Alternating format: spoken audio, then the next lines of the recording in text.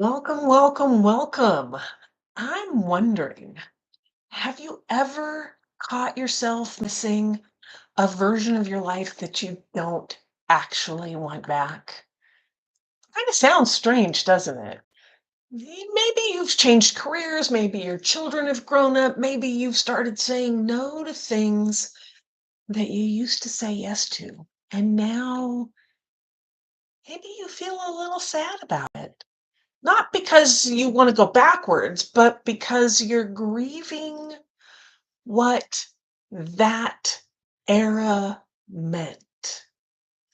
The enjoyment, the fulfillment, the you that was there.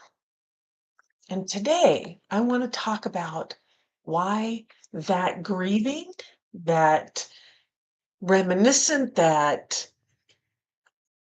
feeling of loss or wanting to go back there, but not wanting to go back there, why that is all really completely normal. Hi, I'm Amelia McHenry, and I am from Dodonna Coaching. I help women in life transitions create their big dream, reconnect with that big dream, and create the roadmap to get there so that they can confidently create the next chapter that they truly love, that is totally in alignment with who they are. One of the things that I hear most often is that I don't even feel like myself anymore. And honestly, that makes perfect sense because you're not the same person. You're not the mom of a 5-year-old, 10-year-old, 15-year-old. You're not the career person anymore. You may or may not be the spouse anymore. You are this different person who's gone through all of those experiences and is now in this new era of becoming, of switching identities. You're becoming someone new. You're taking all of that experience and bringing it forward into something new. So, in our society, we celebrate, or we should anyway, personal growth all the time. The courage, the change, the fresh starts. But what we rarely celebrate or acknowledge is the grief that shows up with those things. Think about graduating high school, right? You can't wait till you're sitting there, you're graduating. Yeah, you're looking forward to all the things that life has to offer. A college career, a career, you're going to make all the money, you're going to be the great person, you're going to do all the things, whoop, whoop, right? There's a lot of forward energy. But chances are there was a lot of sadness going on graduation day. The feeling that you may or may not see your friends again. All these people that you grew up with, that you spent 13 years knowing this was your life. And now it's transforming into something different, and people are scattering and they're going their different ways. So there might have been tears on graduation day. There might have been promises made that never got kept. And it's not because you wanted to stay in high school, right? These tears, this grief, this fear of losing your people. It's not because you wanted to stay in high school and remain in high school for the rest of your life. Nobody wants to do that. It's because that chapter, that season, that era, those 13 years of friendship in school, that routine, the learning, the growth, all of that, the heartaches, the first loves, the first dumps, the first, all of those things matter. And when you leave them behind, it's sad. It's sad to leave those moments behind. It's where nostalgia comes in. We go back and we think about it all the time. Oh, wasn't it great? Do you want to go back? Hell no. Right? But it was great for the moment. Life keeps giving us moments like that. We get to change careers. We get married. We get divorced. We retire. The kids leave. We become empty nesters. We start a business. We close a business. And every chapter, every era, every moment teaches us something. Every version of ourselves carries us into the next version.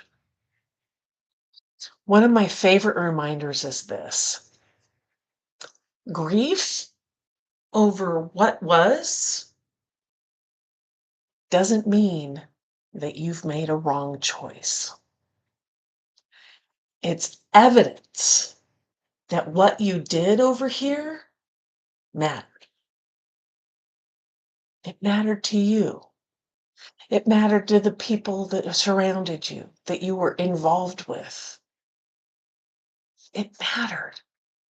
It was a big deal. And you did it. So that sentence, the sentence of grief doesn't mean you made the wrong choice. It's evidence that what you did mattered. That changes how you think about personal growth. Changed how I think about personal growth.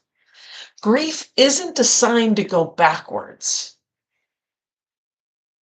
That longing isn't a sign to go backwards.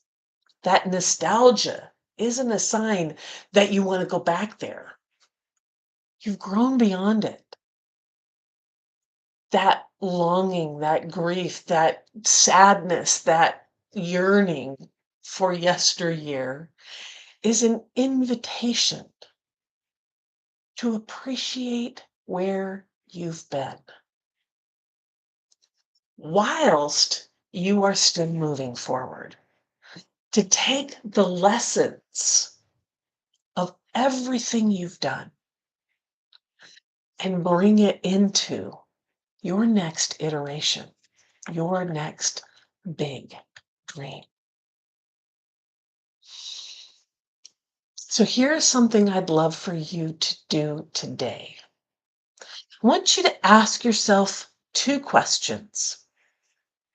One, what part of my past do I want to carry into my next chapter? So, what is it back there that you want to keep with you moving forward? And then the second question is, what are you finally ready to leave behind?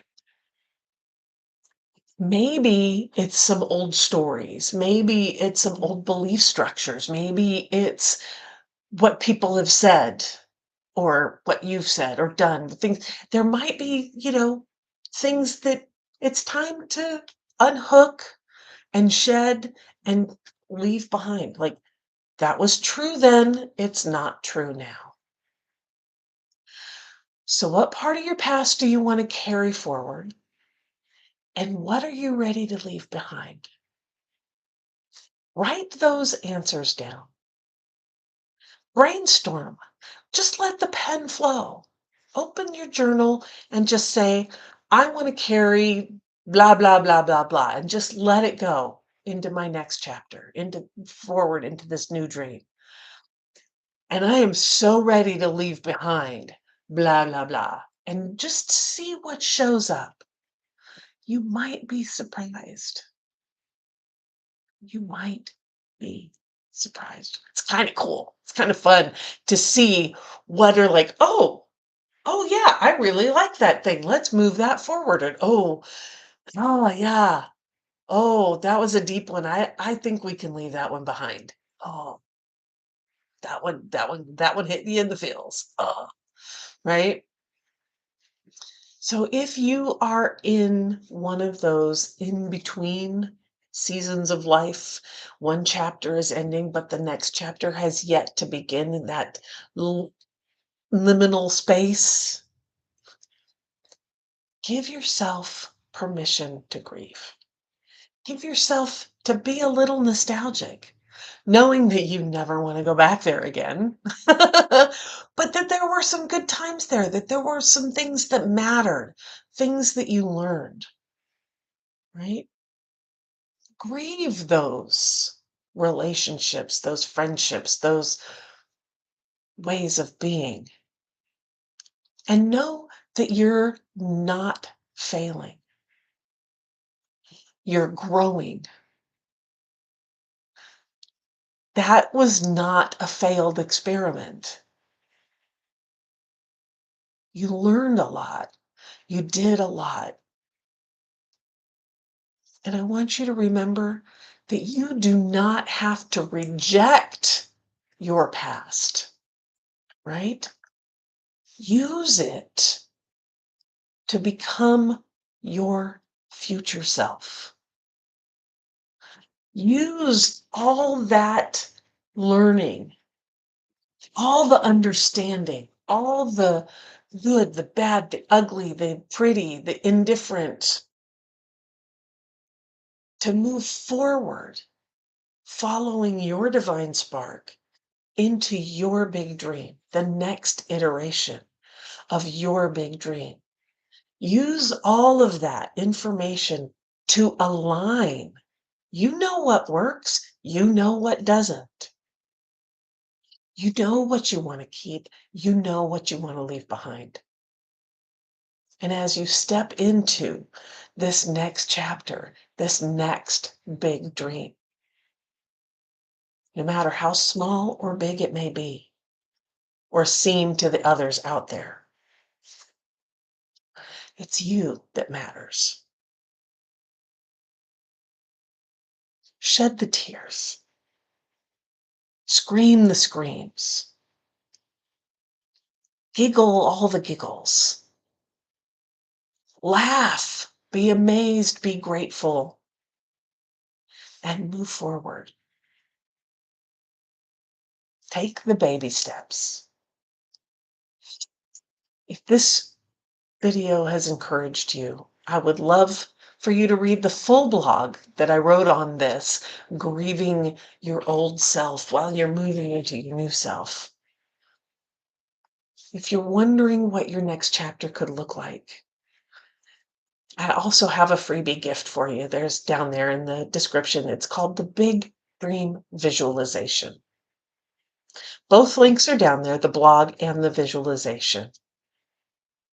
These are my gifts to you as you're in this space, trying to figure out what's next for you, trying to release what's complete. Because if you get caught in that loop of staying back here, you run out of tire tread. Things start breaking because you're not moving forward. It's time to move forward. It's awesome to move forward. So until next time, keep your eyes on the horizon, your hands on the wheel, and your foot on the gas, baby. Let's do this. I will see you next time.